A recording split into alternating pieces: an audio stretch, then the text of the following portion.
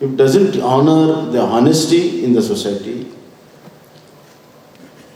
if it is not, the person who is sincere is not rewarded, then the society is not doing its job. Therefore, that leads to a lot of confusion in the value system of our life. And value system is a basis for every action of a human being. What is right to somebody, if it is wrong to somebody, then he will not just believe it. He will not concede it. Therefore, confrontation begins. So, a right kind of value system in the society has to be created. Otherwise, all the responsibility will come on judiciary, and judiciary, it can deliver case by case, but it can't deliver the value systems in the real sense. So value systems should come through the practices in the society. Now, if the society has become docile to this, and if society recognizes wrong things, then the judiciary system has to be punishment oriented. It is very, very important to know that any judiciary system should try to be as rewarding as possible than the punishment oriented. But however, our society throws up such a things that punishment becomes inevitable. So there is a lot of always a confrontation between reward-oriented value system, which will create much crime, much less crime, and much less disharmony in the society. So, why I have been telling all this is that the time has come now that judiciary should also guide the societal justice, the societal values.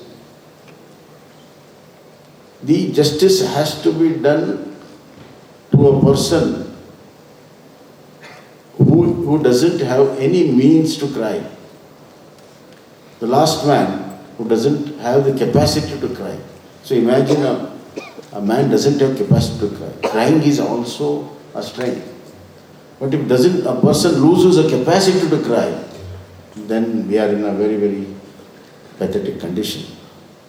So all our efforts, right from my role as an executive, as a legislature, we had to perform for a societal justice.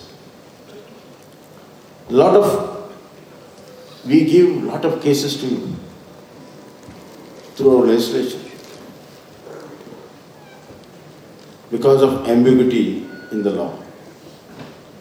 Our endeavor should be, and I've been telling all my colleagues and all my executives also, that whenever we frame a law, whenever we frame a legislation, there should be no ambiguity in this, no scope of ambiguity. The object should be clear, the method should be clear, the law should be clear, and the purpose which the object is there has to be ultimately achieved without any kind of confusion. The ambiguity leads to disputes, and dispute will come to your doorsteps. Therefore, these are the fundamentals which I wanted to share with you. Now, regarding the technology, digitalization in the judiciary, it is at most necessary and it is need of the hour.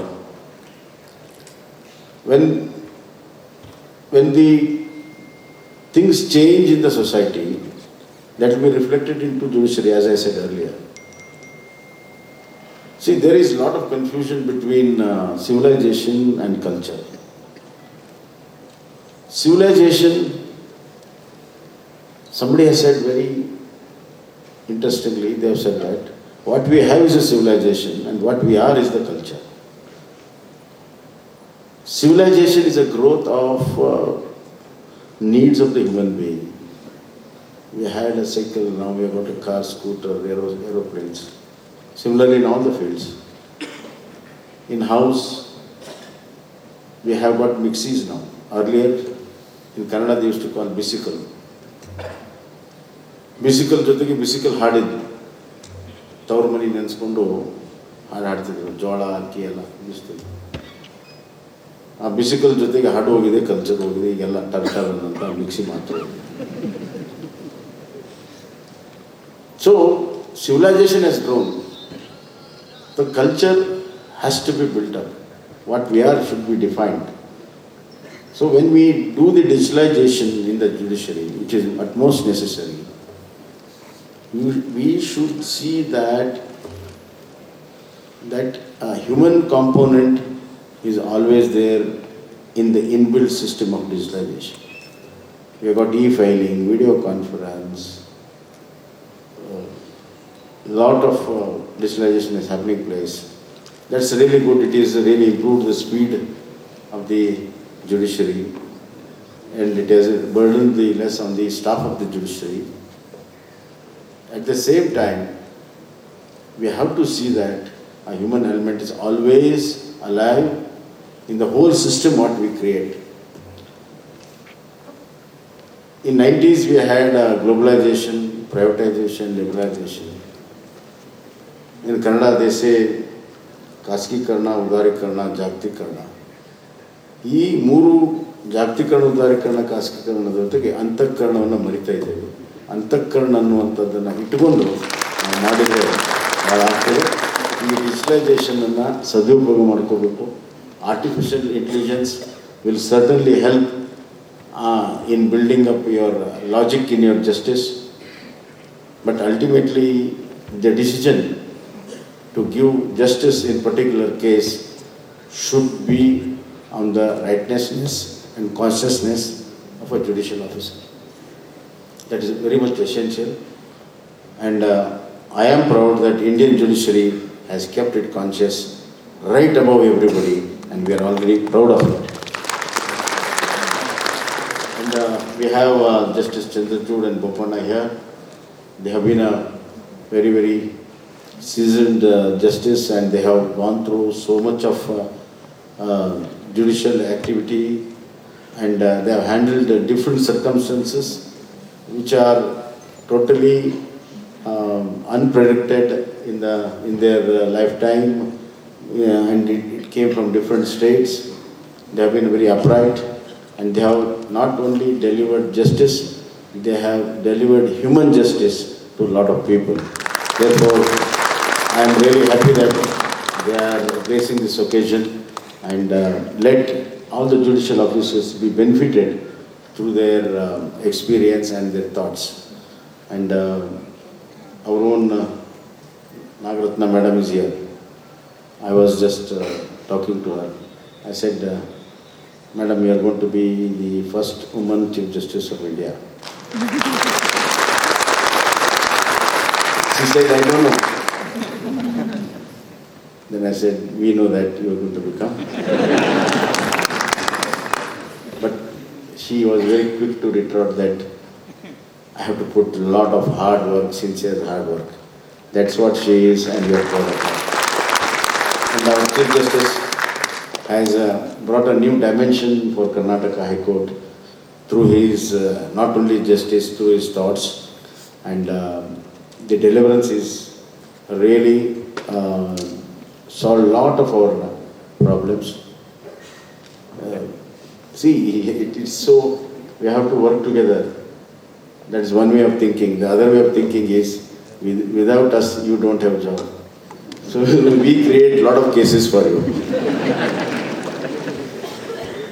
But that's how it is. We are independent, but at the bottom of the line, to give justice to the society, we are also interdependent. And let us all put all our heads together and all our efforts, sincere efforts, to give justice to not only who seek, you have to give justice those who doesn't seek, but they need this justice. And the person you should give justice for the person who even can't cry. That last person should also get justice. And Karnataka legacy, judicial legacy is one of the top legal legacy which we have, and we have to keep this legacy flying high, and let's strive everybody for that, and let this society be a rewarding society rather than the punishment society. Let's hope. It's a very ideal situation. I know that it's very difficult, but nothing. We don't lose anything by hoping for the best. Thank you, sir.